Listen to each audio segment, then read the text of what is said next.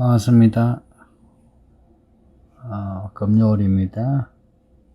주말 말씀으로 시작합시다. 고린도전서 14장 6절에서 19절입니다. 바울이 교회와 관련해서 직분과 은사, 사역과 관련해서 강조하는 두 단어가 있습니다. 유익 그리고 덕입니다. 유익은 고린도전서에 11번 나오고 덕은 8번 나옵니다. 6절에 너희에게 무엇이 유익하리요? 또 12절에 교회의 덕을 세우기 위하여. 바울의 관심은 교회의 유익이 되는 것, 교회의 덕이 되는 일입니다. 은사에 대해 말하면서 각자 다른 은사 가진 사람들이 서로 존중하고 서로 하나 되어라. 가장 큰 은사는 사랑이라. 사랑을 추구하면서 신령한 것을 사모하라. 교회에 유익이 되고 덕이 되는 일은 신령한 일인 거예요. 이 신령하다는 말은 영적이다 말입니다. 교회 일 중에 가장 영적인 일이 무엇이냐? 하나님의 계시, 하나님 아는 지식, 예언을 사람들에게 가르치되 알아듣기 쉬운 말로 말하는 겁니다. 사람들이 듣고 알아들어야 사람들이 깨닫고 감동받아 변화되는 거죠. 이게 유익입니다. 또 이런 일들이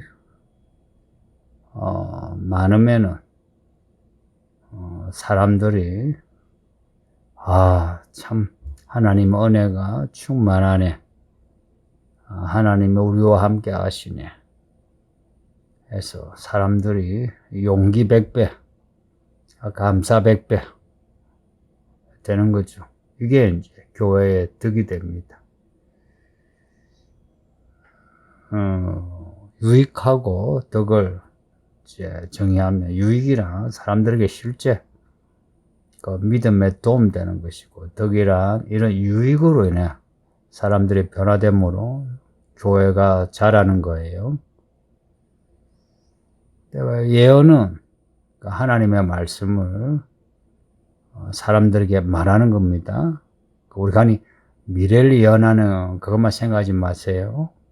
하나님의 말씀을 전하는 그 행위가 예언입니다. 근데 방언은 우리말로 하는 거 아니죠. 사람들이 알아듣지 못하는 그 영이 하나님께 하는 말이에요. 하나님이 주신 언어로 말하는 거예요. 사람들이 알아듣지 못해요. 사람들이 알아듣지 못하니까 사람들이 알아듣는 예언을 하라 강조합니다. 가끔 교회에서 큰 소리로 방언하는 분이 있죠. 서울에 있는 교회는 없는 것 같은데, 가끔 이제 교회 한 번씩 방문하는 사람 중에 방언하는 분들, 기도하라면 기도 시간에 막 큰 소리로 방언하죠. 이제 이런 분들의 기도 소리는 다른 분들에게 방해가 돼요. 다 모든 성도가 방언을 하면 그럼 괜찮은데, 다 우리말로 기도하는데 누군가 방언을 한다. 그것도 방언도 각종 방언이 있는 거 아시죠? 근데 주로 이제 다른 사람은 방언 안 하는데 혼자 방언하는 사람의 방언은 그 방언이 단조롭고 쇳소리가 많으면서, 그래서 실제 듣기에 꽹과리 소리처럼 시끄럽습니다. 영어로 하나님께 기도하는 게 방언이라도 교회 안에서 이제 그 방언이 나오면 사람들이 알아듣지 못하는데, 그러면 귀가 시끄럽죠. 그 방언에 대해 7절에 보면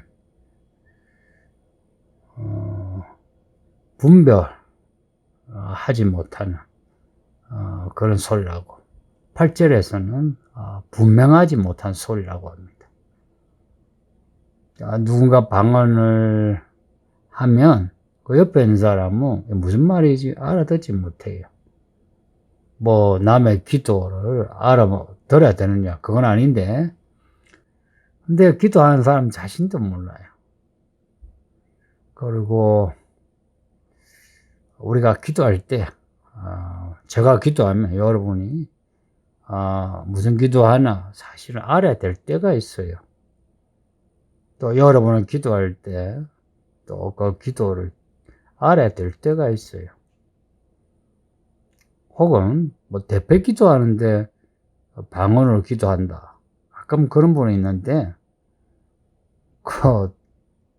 이제 듣는 사람은 외국어 듣는 소리처럼 들려요. 그래서 방언하는 사람은 방언 통역을 하게 해달라고 기도하라고 합니다. 이 성경 구절이에요. 방언 통역을 하게 해달라고 기도하랍니다. 그래서 혹 방언을 교회 예배당에서 예배 시간에 혼자 오셔 뭐 방언하신 거는 그거는 괜찮아요. 근데 예배 시간에 방언하실 것 같으면 통역을 달라고 기도하세요. 오늘 이 말씀은 통역을 달라 간청하면 주신다는 그런 말씀이기도 하지 않습니까? 근데 실제 방언 통역을 하는 사람을 제가 본 적이 없어요. 방언 통역, 남이 하는 방언을 통역하기보다 내가 방언을 하고 그걸 하나님이 감동을 주셔 그 방언의 내용을 통역하게 하는 경우는 그거는 자주 봐요. 왜 방언을 하면서 통역을 하게 해달라고 간청하지 않느냐? 통역하게 해달라 간청한 사람을 본 적도 별로 없거든요. 근데 왜 방언만 자꾸 하느냐 할 때, 방언은 하지만 하나님의 뜻, 하나님 말씀, 거기에 관심이 없어서 그래요. 방언하는 그 행위, 신기하죠? 근데 이 신기한 그것은 좋아하면서 하나님의 말씀에 대해 그 뜻에 대해 관심이 없으니까 통역을 하려고 하지 않죠. 근데 하나님의 뜻, 하나님의 말씀에 관심 있는 사람은 하나님 통역하게 해주세요 하고 하나님께 간청하게 되죠. 정말 자신의 방언이 심오한 하나님의 뜻을 담고 있다면 통역을 하려고 해야 되지 않습니까? 근데 뭐 통역을 해도 뭐 안 해도 그만일 것 같은 방언이라면 뭐 혼자서는 하면 몰라, 예배 때는 하지 않는 게 좋죠. 왜냐, 예배란 거는 그 공동체가 같은 방향으로 기도하는 거예요. 근데 뭐 다른 사람은 그 방향을 가지고 기도하는데, 방언하는 사람은 그 방향하고 관계없이 자기도 못 알아듣는 방언만 냅다 이렇게 하면 어떻게 했습니까? 교회가 하나가 되지 않죠. 오늘 이 본문은 중요합니다. 여러분이 궁금해하는 예언과 방언에 대한 내용이에요. 여러분이 오늘 말씀 읽고 들으시고 이 부분을 분명히 아셨으면 해요. 14절을 보면 내가 만일 방언으로 기도하면 나의 영이 기도하거니와 나의 마음은 열매 맺지 못하리라. 방언은 아무리 많이 해도 마음의 열매는 없다는 겁니다. 이상하죠? 내 영이 방언해요, 하나님께. 근데 내 마음의 열매가 없다. 이 마음의 열매, 마음의 변화, 믿음이 자라려면 어떻게 자랍니까? 이 마음이 깨달아야 되고 감동을 입어야 돼요. 어떻게 마음이 깨닫고 감동이 입습니까? 언어를 통해서 해요. 성경을 읽고 듣고 깨닫는 거예요. 설교를 듣고 깨닫는 거예요. 그 깨달음으로 이 마음이 감동을 받으면서 마음에 이 변화가 일어나죠. 뭐 화학적 변화처럼 이 마음이 변화가 일어나요. 그럼 마음의 변화가 믿음이 자라게 되는 원동력이 되죠. 그렇게 믿음이 자라면 교회가 유익하죠. 이 교회 성도들이 다 믿음이 자라면 교회가 성장하잖아요. 근데 방언을 아무리 많이 해도 믿음이 자라지 않는다, 변화가 없다 하는 거는, 이 방언은 나도 알아듣지 못하는 말을 내가 하기에 아무리 많이 해도 감동은 있지 않다는 거예요. 뭔가 엑스터시처럼 황홀경에는 들어갈 수 있어도 마음의 변화는 없다는 거. 이걸 확실히 기억하세요. 그래서 방언은 안 하는 것보다 하는 거 좋아요. 방언은 할수록 좋은데, 내 방언보다 우리말로 하나님의 말씀을 전하는 예언, 지시, 계시, 이게 훨씬 좋다는 겁니다. 이 한국 교회나 방언파들이 많죠. 특히 이제 나이가 든 여자분들, 뭐 나이가 젊은 여자분도 그렇고 주로 여자들이 많이 방언을 하죠. 네, 아쉬운 거는 방언은 뭐 다 해요. 그렇게 막 몇 사람 모여서 방언을 하면서 방언 끝나고 뭐 수군대고 패거리 짚고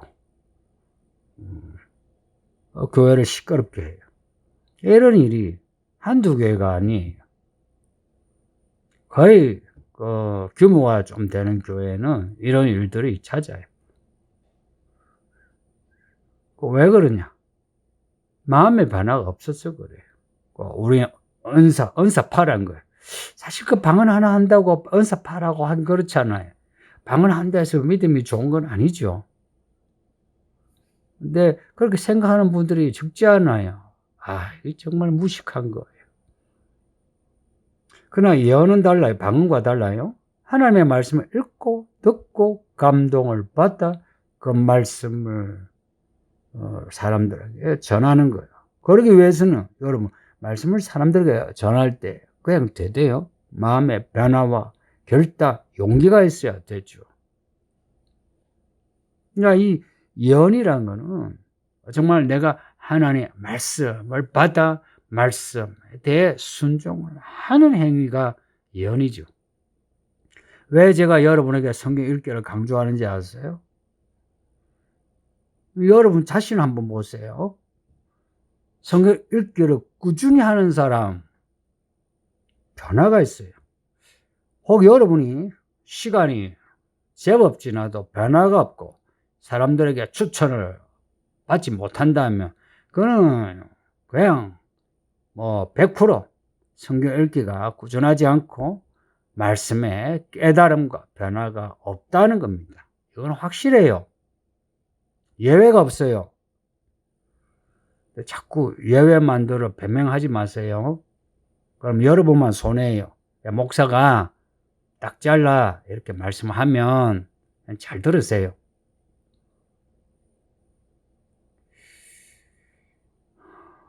말씀을 받아 그리고 내가 깨달아 행동을 해야 변화가 있어요. 그래서 정직해야 돼요. 말씀 앞에 정직해야만 그게 가능해요. 근데 나이나 학벌이나 직업이나 쓰잘데없는 인문학 아니면은 자기의 전문 지식 이런 걸로 성경 읽기와 이 말씀 배우는 걸 가벼이 여기면 자기만 손해입니다. 그리고요 나이 들수록 헛똑똑이 되고요. 그리고 갈수록 천박해지고요. 근데 이 말씀으로 변화되는 사람은 기도가 바뀌어요. 여러분들. 그 예배 때 기도하는, 대표 기도하는 분들 잘 보세요. 1년, 2년, 3년 전에 기도하고 많이 바뀐 기도하는 분들이 많아요. 아시죠? 기도가 바뀌어요. 믿음이 바뀌며, 마음이 바뀌며, 기도가 바뀌어요. 교회 성도 중에 한 성도가 매일 눈물 흘려 기도하니까 용서하소서, 용서해 주세요 하니 누가 그래 수군대면서 아이고 저분은 얼마나 죄가 많기에 저렇게 첫날 만날 눈물로 회개하나 그랬답니다. 마음의 열매가 뭔지 아세요? 마음의 열매가 있는 사람의 특징, 회개 기도하는 겁니다. 눈물로 회개 기도하는 겁니다. 마음의 열매가 없으면 회개 기도 못해요. 마음의 열매가 매일 있으면 매일 회개 기도하고요. 마음의 기도가 없으면 회개 기도하지 않아요. 이 목사가 하는 말, 성경을 그대로 말씀드리는 거예요.